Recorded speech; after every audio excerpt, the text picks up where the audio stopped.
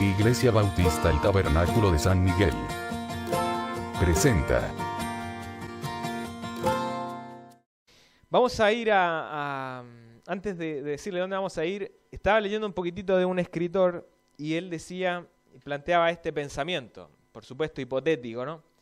Pero él decía, si a usted le quitaran la Biblia y le dejaran la posibilidad de elegir un solo libro o carta de la Biblia, ¿cuál elegiría? ¿No? ¿Con cuál se quedaría? Si le dijéramos, no nos tienes que entregar la Biblia, pero puedes elegir solo un libro o una carta, ¿cuál elegiría usted? ¿Ya? Entonces este hermano que escribe, él dice, yo me quedaría con los salmos. Me quedaría con los salmos. Y entre otras cosas, lo que este hermano dice es que los salmos tienen una variedad de temas de los que habla, muy amplio los temas que toca. Hay profecías mesiánicas, ¿cierto?, que anunciaban y anticipaban a Cristo. De hecho, el libro de los salmos es el libro más mencionado en el Nuevo Testamento. Aún por sobre Isaías, por ejemplo, que es también de los profetas más mencionados, haciendo referencias, profecías mesiánicas acerca del Señor Jesucristo. Pero más mencionado que Isaías están los salmos, ¿ya? Entonces, ¿qué podemos decir de los salmos? Un hombre de Dios, uno de los reformadores, dijo así: verdaderamente puedo llamar a este libro anatomía de todas las partes del alma, porque nadie siente movimiento alguno del espíritu que no quede reflejado en este espejo. Todas las tristezas, los temores, las dudas, esperanzas, penas, perplejidades y tormentas irrumpen en la vida y se lanzan con ímpetu contra el corazón de los hombres. Todo esto está retratado vívidamente en este libro. Y es cierto, ¿cierto? La vida conlleva todas estas cosas: dificultades, problemas, necesidades, angustia, aflicción, gozo, gratitud, deleite, ¿no? Todos estos estados que nos acompañan en nuestra vida está reflejado en el libro de los Salmos. Otro escritor dijo, los salmos son la música del corazón, a veces quejosa y triste, a veces gozosa y jubilosa, a veces llena de tinieblas y angustia, a veces tranquila y contenta. La música del alma de David, preservada por el Espíritu, para que al oírla podamos sentirnos animados a acercarnos a Dios. Lo mismo, ¿cierto? Vamos a los salmos y tenemos una variedad de estados de los escritores. Ahí vamos a decir quién escribió alguno de los salmos. ¿Cuántos salmos hay? ¿Cuántos son? 150. ¿Cuál es el más largo de ellos? El 119. ¿Cuál es el tema del Salmo 119? La palabra de Dios. Y así hay una variedad tremenda de salmos. Otro escritor dijo lo siguiente: cuán lleno de alabanzas a Dios están los salmos, los teclados de la creación, la providencia y la redención son tocados gloriosamente por el alma en su éxtasis. El cielo, la tierra, el mar, el firmamento, cosas animadas e inanimadas son llamadas a adorar al Señor. Y es cierto también, ¿no? Otra descripción más que enriquece, podríamos decir, un resumen de cómo debemos ver nosotros los salmos. Encontramos salmos de tipos históricos, que hacen referencia a tiempos pasados de la historia de Israel, maravillas que Dios hizo en el pasado. Hay salmos mesiánicos que anunciaban la venida del Señor Jesucristo. Esto es algo que nosotros a veces no dimensionamos, el tremendo valor de estos salmos. Pero es tal la precisión de la Escritura que ya anunciaba algunos de los sufrimientos del Salvador en la cruz. Por ejemplo, que le iban a dar de beber vinagre, que iban a traspasar su costado, que iban a echar suerte sobre sus ropas, etc. Es tal la precisión profética de la Escritura, que nos admiramos de ella, nos consolamos en la palabra, descansamos en la palabra, porque obedece a un plan diseñado desde antes de la fundación del mundo, dice la Escritura misma, ¿no? Entonces hay salmos de tipo histórico, mesiánicos, proféticos, penitenciales también, donde el escritor derrama su corazón describiendo el sentir profundo de quebranto por circunstancias, ¿no? Hay algunos conocidos, quizás uno de David, que recordamos, muy conocido, después que él tiene un pecado y él describe su angustia, ¿no? Y hoy, para cuando nosotros lo leemos, dice, qué bueno que están estos salmos, ¿no? Porque ante mi caída, yo veo que Dios restaura al hombre como restauró a David, por ejemplo. Y somos consolados por medio de ellos, de muchos salmos. Y están también los imprecatorios, ¿no? Que son aquellos salmos donde el escritor pide la intervención de Dios en la vida para defenderse de los enemigos que asediaban a esos hombres de Dios. Ahora, de todos los salmos, ¿qué significa salmo? En el texto hebreo es alabanza. Los rabinos en la tradición le comenzaron a decir el libro de alabanzas, ¿ya? Y se dice justamente que era el himnario de Israel, eran los salmos. Del vocablo griego viene la palabra que significa tañer o rascar las cuerdas. Entonces está directamente relacionado con una adoración, con una expresión de alabanza. Ahora, hay 7 compositores en el aspecto humano. Sabemos que toda la escritura es inspirada por Dios. El autor de la palabra es sin duda el Espíritu Santo, pero el Espíritu Santo utilizó escritores, personas, más de 40 autores diferentes en distintas épocas, a los cuales inspiró para escribir ciertos pasajes. Y en los salmos hay 7 compositores en el aspecto humano, repito. 75 de los salmos fueron escritos por David. 75. La mitad casi, ¿no? Por otro lado, los hijos de Coré escribieron 10. Asaf, otro hombre que usted ha visto en los títulos, a veces se repite, Asaf escribió 12 salmos. Moisés al menos uno, el Salmo 90. Hermán también, el 88, 1. Etán, el 89, 1. Salomón se adjudica más o menos 2, que puede ser el 72 y el 127. Y hay alrededor de 48 salmos anónimos. Algunos lo atribuyen a Esdras también, por el periodo post-exílico que escribe este autor. Entonces la extensión de los salmos en cuanto a periodo, al tiempo cronológico, es muy amplio, porque se extiende más o menos desde el año 1400 a.C., que lo escribió Moisés, el Salmo 90, hasta el siglo V o VI antes de Cristo. O sea, que es el Salmo 126, que es el que recién le mencionaba, un periodo post-exílico. O sea, el periodo que abarcan los salmos en extensión de tiempo es muy amplio, muy amplio. Alrededor de 900 años de historia judía. Están resumidos allí.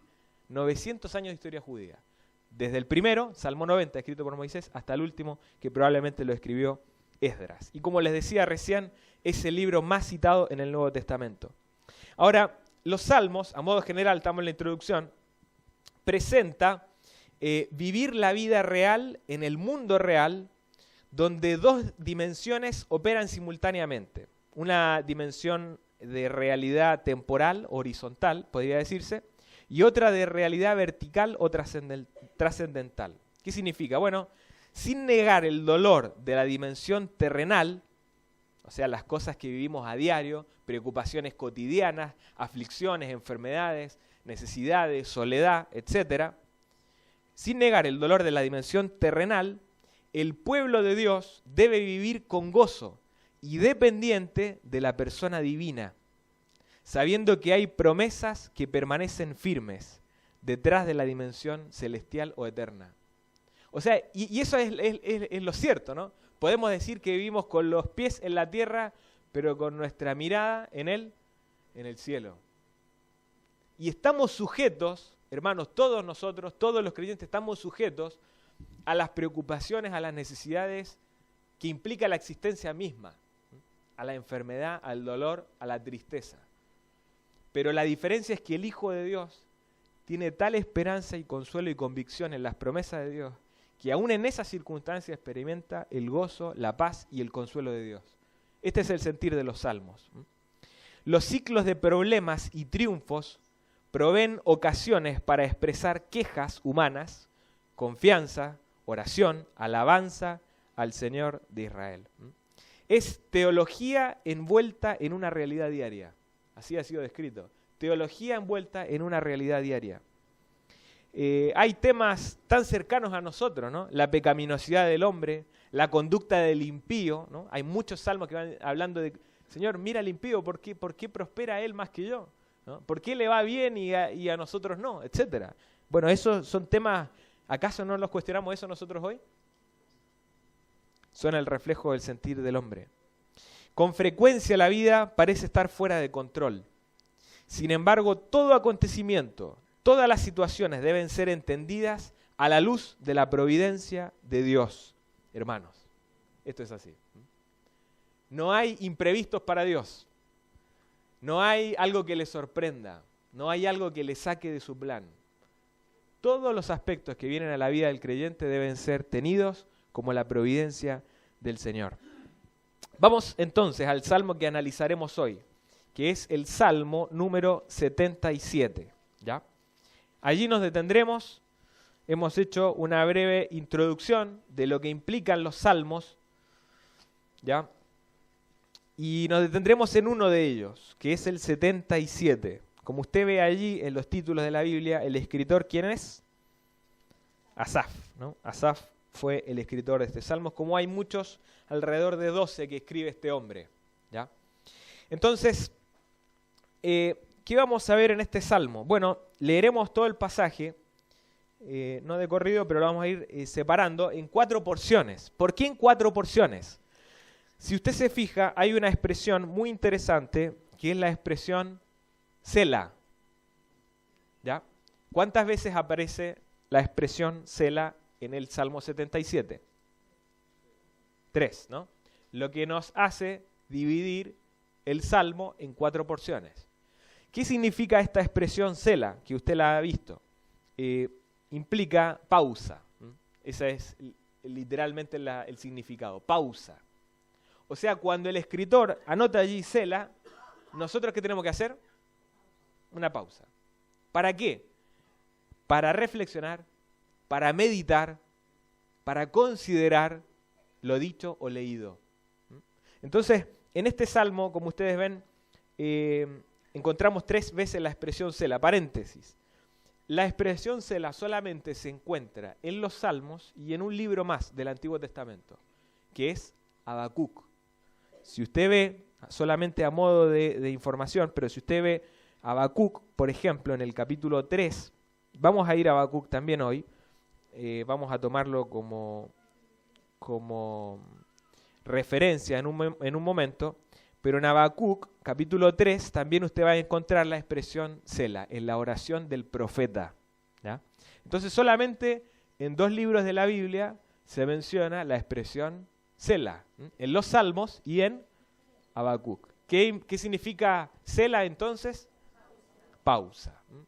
Tomar un minuto, detenerse, hacer un alto, ¿ya? Para reflexionar. Bien, vamos a leer la primera porción, entonces, que es de los versículos 1 al 3, y vamos deteniéndonos. Dice, con mi voz clamé a Dios clamé, y Él me escuchará. Al Señor busqué en el día de mi angustia. Alzaba a Él mis manos de noche sin descanso. Mi alma rehusaba consuelo. Me acordaba de Dios y me conmovía. Me quejaba y desmayaba mi espíritu. Selah. Ahí tenemos entonces la primera porción de este Salmo 77. ¿Y qué podemos decir de este Salmo? Bueno, en primer lugar podemos decir que acá el escritor, Asaf, estaba atravesando por una angustia extrema. No sabemos la causa, el escritor no detalla por qué, pero lo que sí sabemos es que tenía una angustia del corazón profunda, hermanos. Esto era profundo el dolor que sentía este hombre. Es interesante cómo va describiendo su búsqueda de Dios, el deseo de estar en comunión con Dios.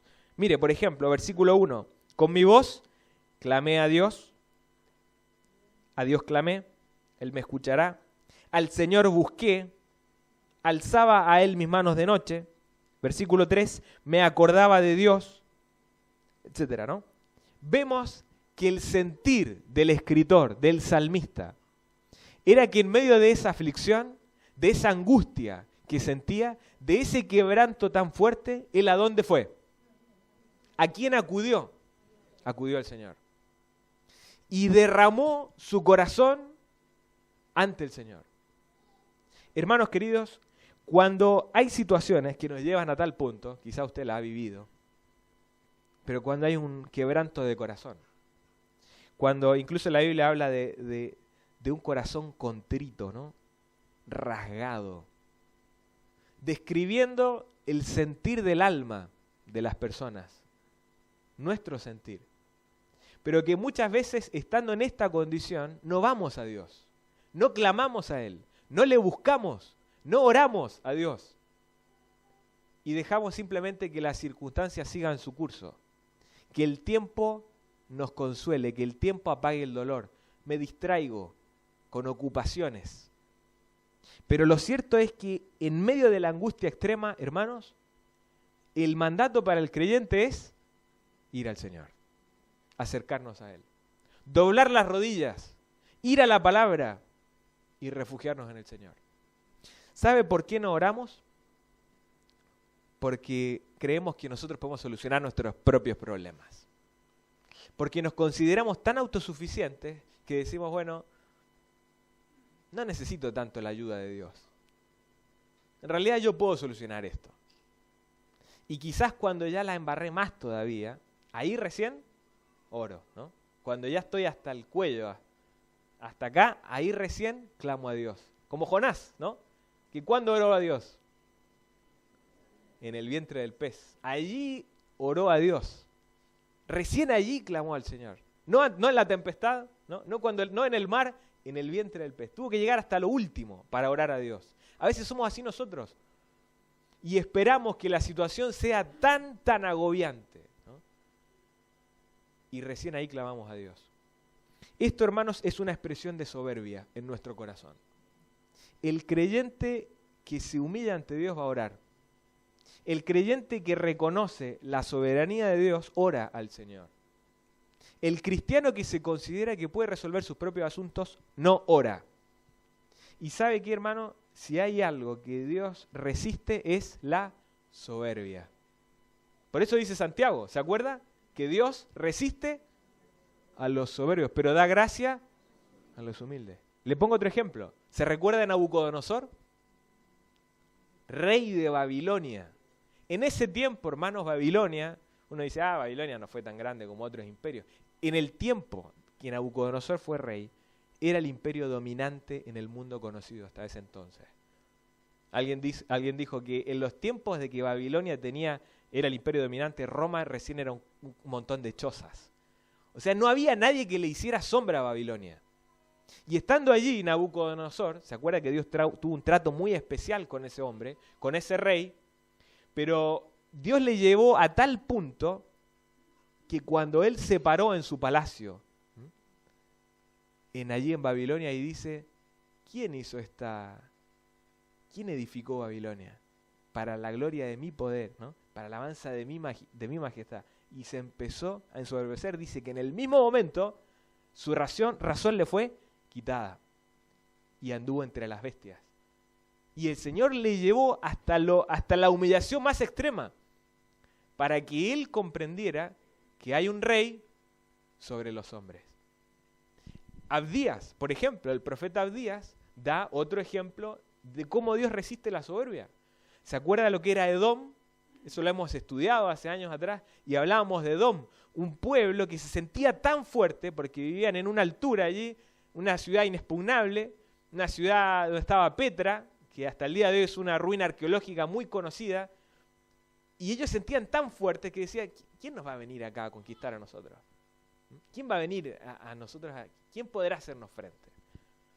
Y el Señor intervino y Edom fue borrado. Hasta el día de hoy ya Edom son ruinas. Ese pueblo fue exterminado por la soberbia de esa nación, de ese pueblo, contra el Señor. Y aún en la historia más reciente, ¿no? El otro día hablábamos de la soberbia del hombre. Estaba hablando con mi papá y decíamos, ¿se acuerdan del Titanic, no? ¿Qué se dijo antes que del Titanic zarpara? Ni Dios puede hundir este barco. Y fue hundido. Casi como una lección de Dios, ¿no? a todo el mundo para que se reconociera. Entonces, qué tremenda es la soberbia. La soberbia, hermanos, entonces nos distancia del Señor, nos impide orar. No oramos porque siento que yo puedo hacer todo. Yo lo soluciono, yo lo resuelvo, no necesito a Dios. En el quebranto yo me arreglo, yo tengo medios, yo puedo solucionar esto. Y el salmista es todo lo contrario. Con mi voz clamé a Dios clamé, Él me escuchará, al Señor busqué.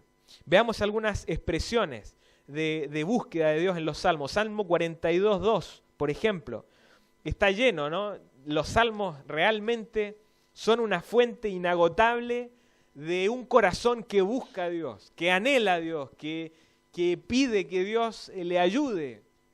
Y 42:2 del Salmo dice, mi alma tiene sed de Dios. ¿Alguna vez sintió esto? ¿Sed de Dios? Quizás sí, pero hace mucho tiempo que quizás no lo sentimos. Mi alma tiene sed de Dios, del Dios vivo. ¿Cuándo vendré y me presentaré delante de Dios? Vamos al 63:1.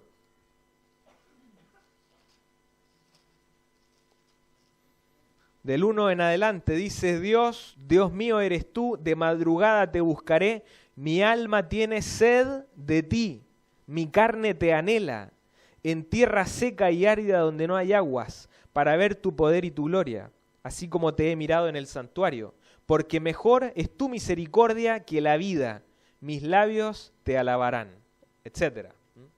La expresión del salmista. Salmo 61, un poquitito más atrás.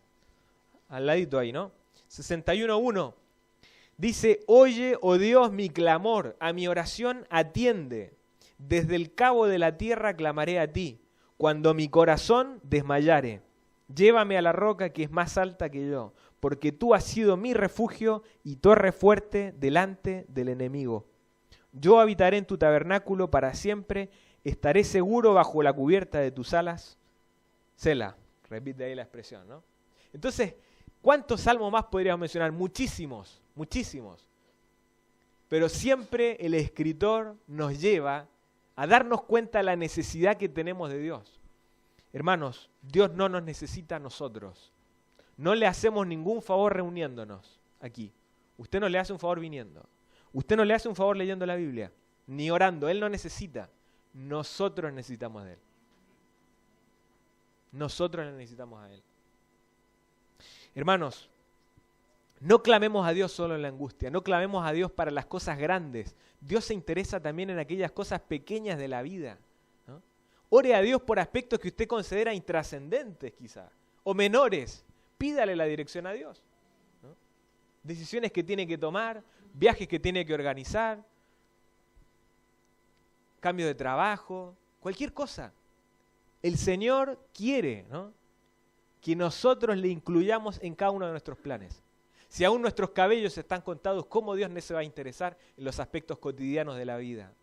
Cuando vaya viajando en la micro, vaya orando al Señor. O va manejando sin cerrar los ojos, pero ore, ¿no?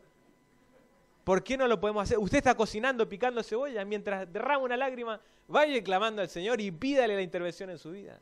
Y por la salvación de la familia, y por la salud de los hermanos, y etcétera, y etcétera. Pero hay tanto que orar a Dios, pero no lo hacemos. No lo hacemos.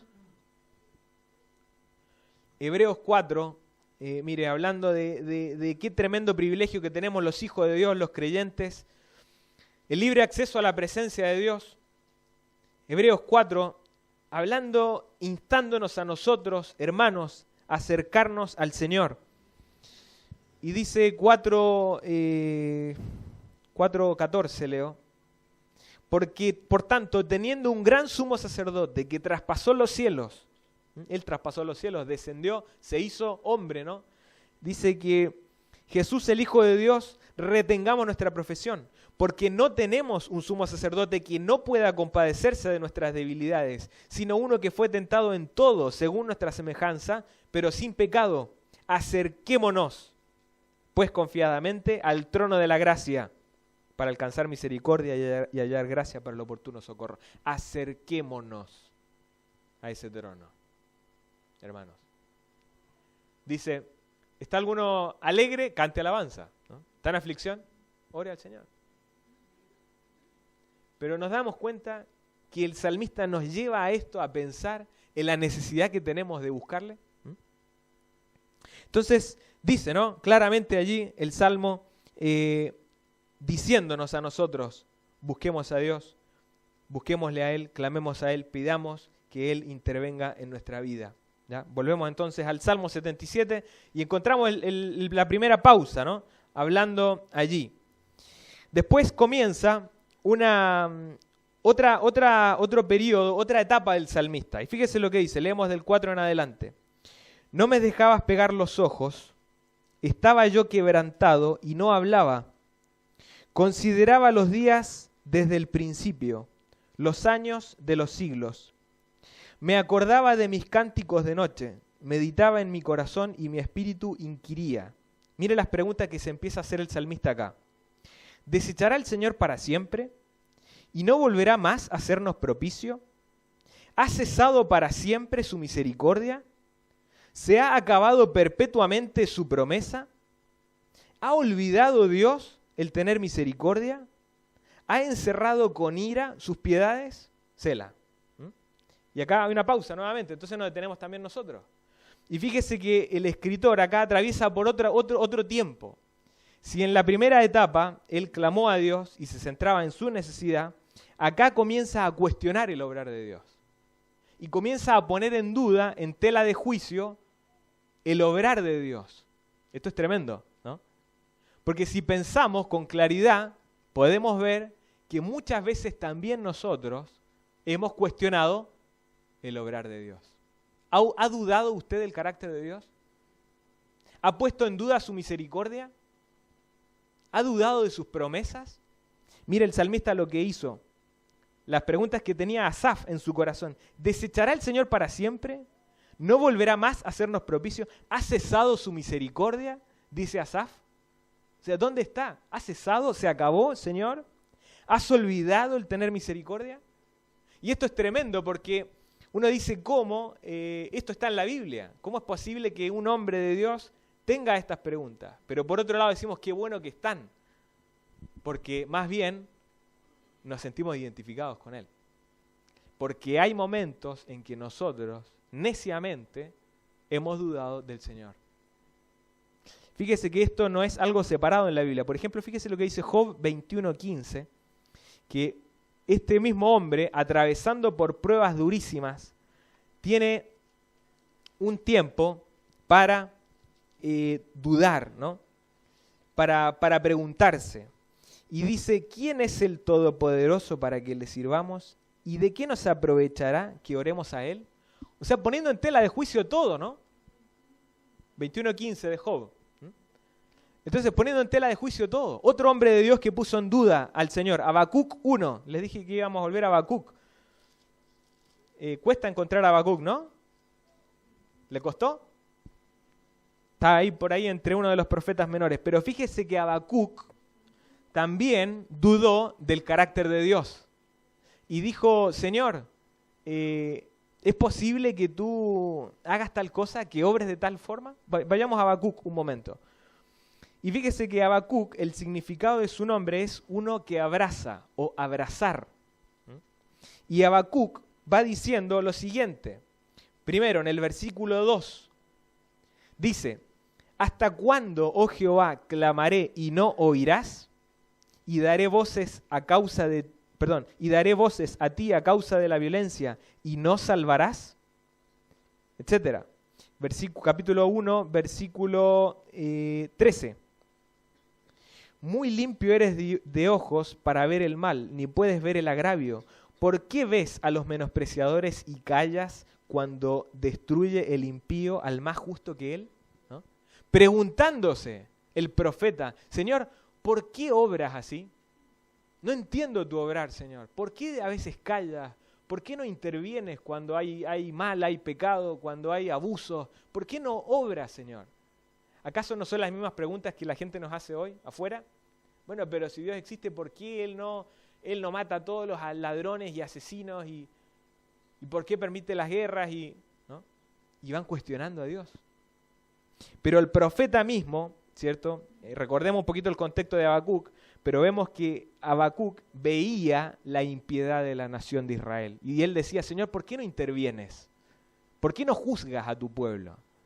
Y en el versículo 5 del capítulo 1, él dice, sí voy a juzgar a mi pueblo y lo haré con los asirios. Y cuando el Señor le dice eso, él dice, pero Señor, ¿cómo vas a actuar así? ¿No? ¿Cómo es posible que actúes así? Eso no es justo, Dios. Y allí el profeta tenía una conversación con Dios. La misma inquietudes que tenía Asaf en el Salmo 77. Señor, ¿dónde está tu misericordia? ¿Has cesado? Señor, ¿me escuchas cuando oro? ¿Estás conmigo, Señor? ¿Te olvidaste de mí? ¿Te importo?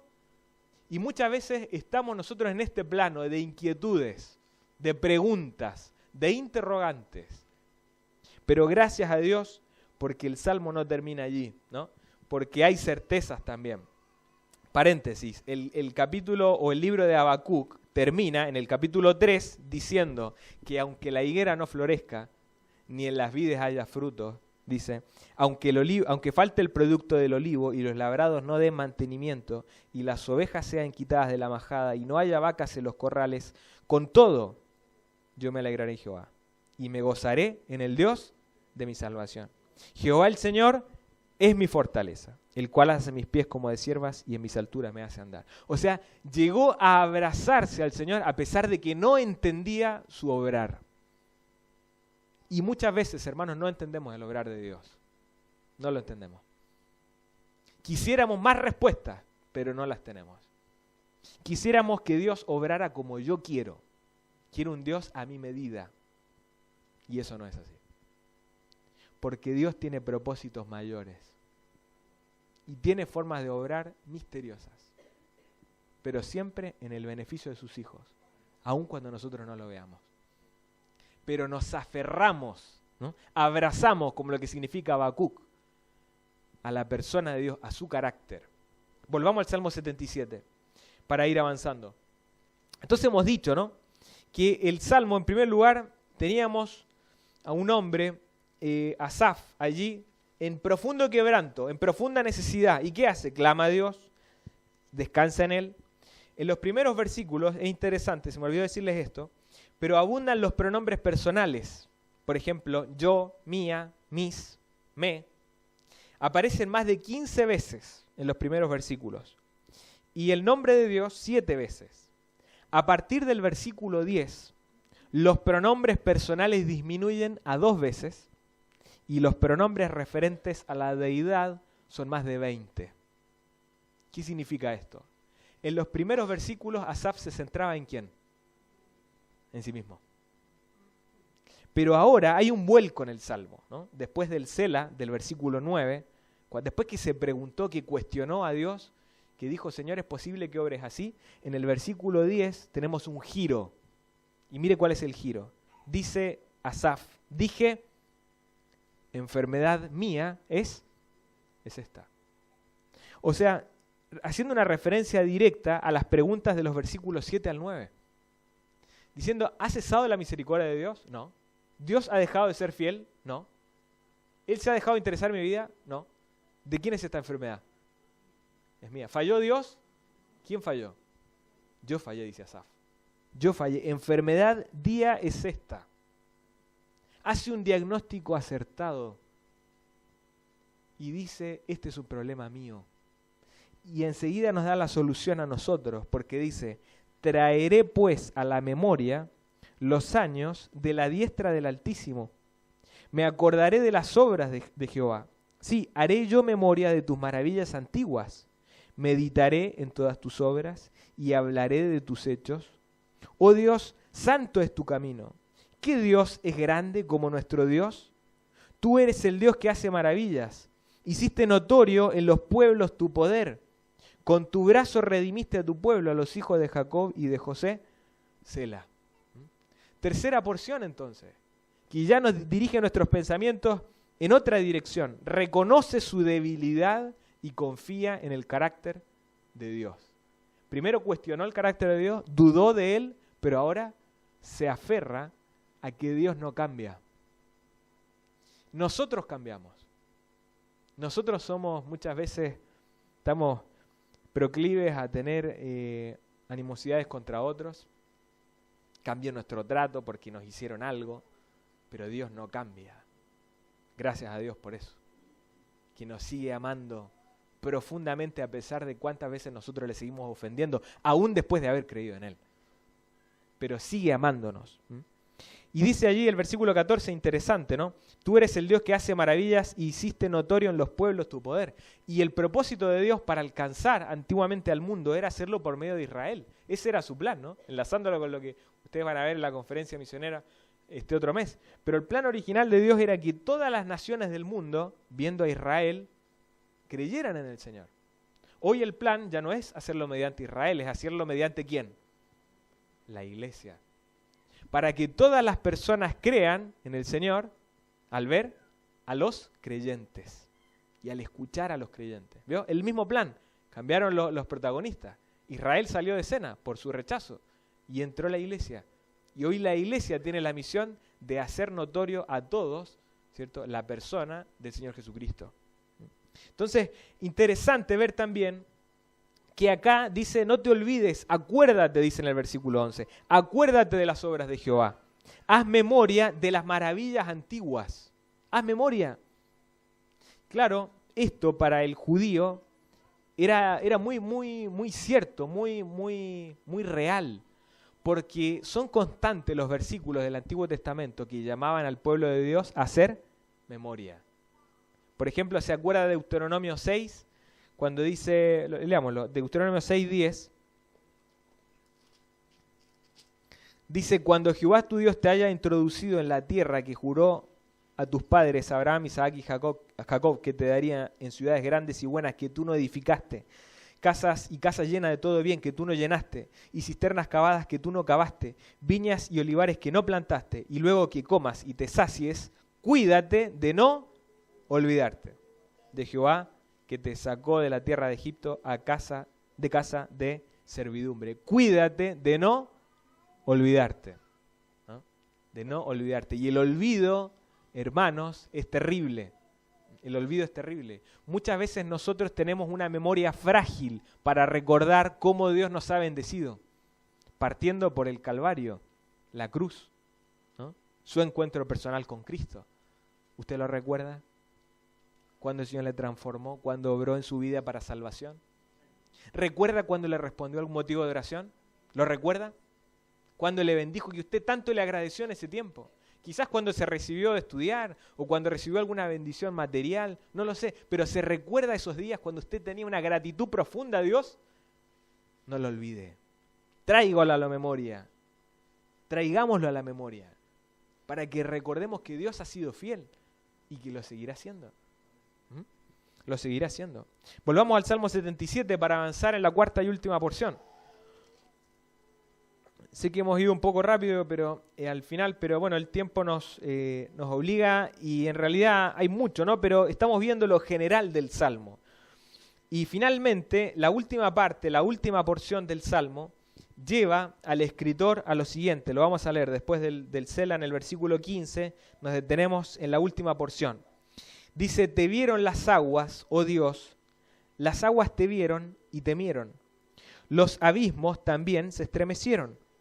Las nubes echaron inundaciones de aguas, tronaron los cielos y discurrieron tus rayos.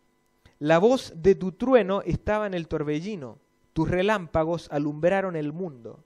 Se estremeció y tembló la tierra. En el mar fue tu camino y tus sendas en las muchas aguas, y tus pisadas no fueron conocidas. Condujiste a tu pueblo como ovejas por mano de Moisés y de Aarón. ¿Y qué es lo que hace el salmista? Vuelve a traer a la memoria el éxodo, la salida de Egipto. Y por eso tenemos allí la figura del versículo 16, las aguas, las nubes echaron inundaciones, dice, torbellinos, relámpagos, el mar, toda la creación, dando testimonio del poder soberano de Dios, del poder soberano de Dios.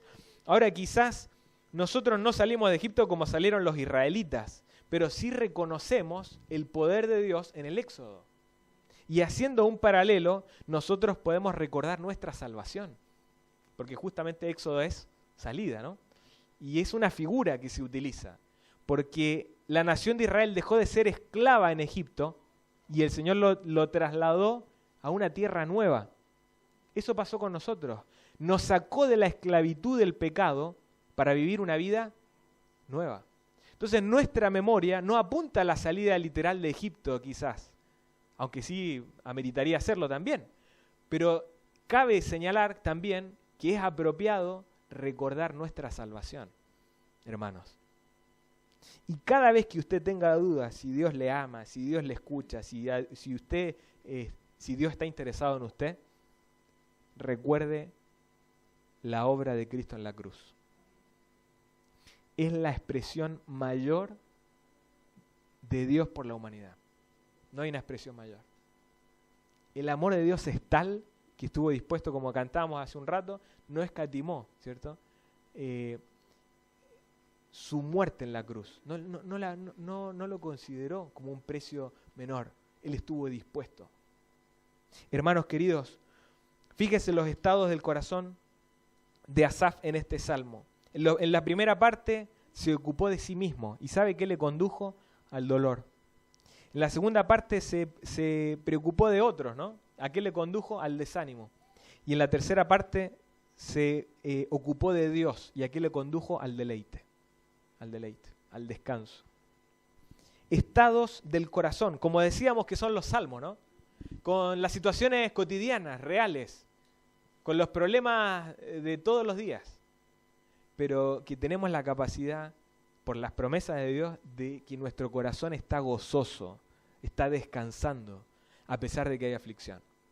Por eso mire los estados, ¿no? El primer cela, ahí usted lo tiene. Segundo, quebranto, duda, aflicción. Tercero, ¿cierto? Descansa en el carácter de Dios. Y cuarto, hace memoria de la obra de Dios en el pasado. Hermano, ¿cómo está usted? ¿Cómo está su corazón hoy? ¿En qué etapa de este salmo está? Usted tiene que estar en alguna, ¿no? ¿Está clamando a Dios? ¿O está con soberbia? ¿Está cuestionando el obrar de Dios? ¿O está descansando en su carácter? Hagamos memoria de su obra en beneficio nuestro. Para la salvación y durante toda nuestra vida cristiana, probablemente usted puede comprobar el obrar de Dios en intervención suya, a su favor. Oremos al Señor, démosle gracias a Él. Él, hermanos, es fiel. Nosotros no. Nosotros fallamos, ¿cierto? Nosotros cambiamos. Dios no. Dios es fiel. Dios nos ama, está interesado en ustedes. Acudamos a Él en este día, en esta semana, hermanos, para vivir fortalecidos por su presencia y por sus promesas para nosotros. Oremos.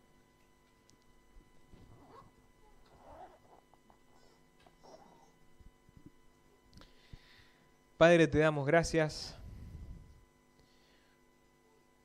porque tú eres nuestro Dios, porque tú eres el creador, el diseñador, el sustentador. Porque tú, Señor, velas por nuestra vida en cada aspecto, en los más mínimos, Señor, tú te interesas. Padre, queremos en este momento arreglar nuestras cuentas contigo. Queremos acercarnos a ti. Queremos, Señor, realmente estar en una comunión estrecha contigo porque te necesitamos. Iglesia Bautista El Tabernáculo de San Miguel.